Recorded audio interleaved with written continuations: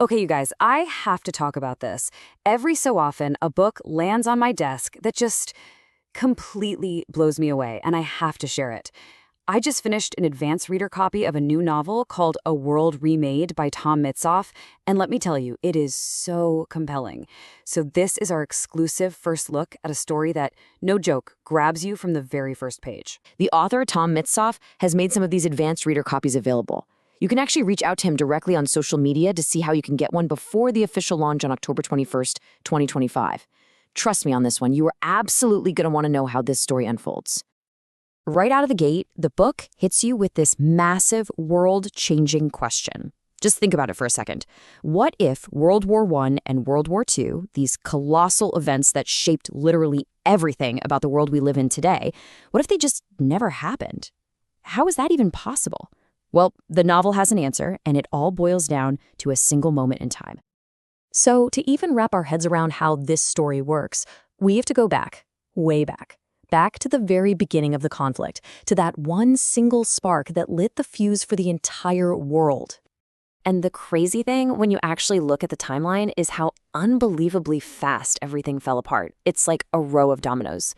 On June 28, 1914, in Sarajevo, the heir to the Austro-Hungarian throne, Franz Ferdinand, is shot. Boom. Exactly 1 month later, war is declared. And then, less than a week after that, this tangled mess of treaties and alliances just yanks country after country into the fight. It was a chain reaction that cost tens of millions of lives. And the entire premise of this book hinges on stopping that very first domino from ever falling. So who on earth could possibly change an event that huge? Well, that's where we meet our main character, Evelyn Roth. She's a historian, and her life is, completely dedicated to the past, not just in her job, but in a way that's about to get incredibly personal. And professionally, Evelyn is the real deal. We're talking about a top-tier historian at the Smithsonian. Her specialty isn't just dusting off old artifacts. It's about digging up the stories of people who've been sort of forgotten or written out of the official history books. She sees herself as a guardian of the truth, making sure all those complex, messy parts of the past are preserved. And here's where the story gets really juicy. The reason she's so passionate about this is because her own family history is one of those forgotten stories.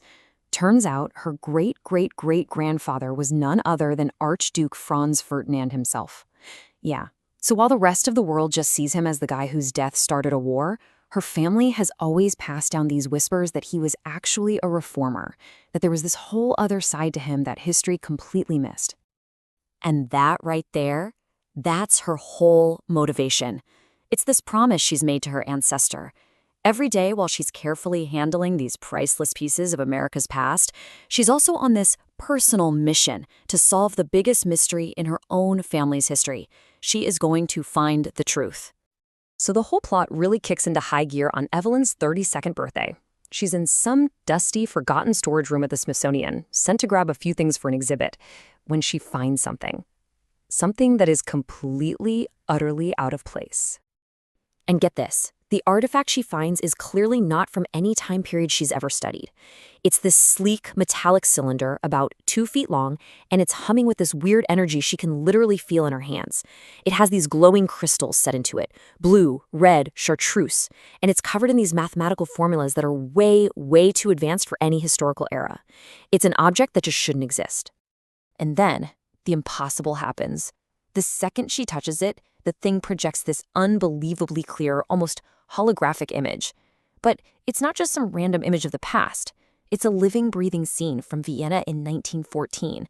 And in the crowd is a woman who looks exactly like her perfect double. Her reaction is exactly what yours or mine would be. Just total jaw on the floor disbelief. This isn't possible. I mean, she's a historian.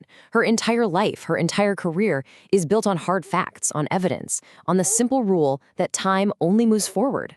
And this one object just shatters every single thing she knows about history, and physics for that matter. So what does a historian do when she finds an impossible artifact from the future? Well, Evelyn does what any of us might do. She breaks every single rule in the book. She smuggles the device out of the museum, takes it home, and now she's facing the biggest choice any historian could ever imagine. And the irony is just, it's so good.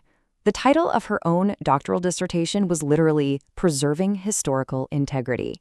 Her entire career has been built on the sacred rule that you observe the past, you protect it, but you never, ever interfere.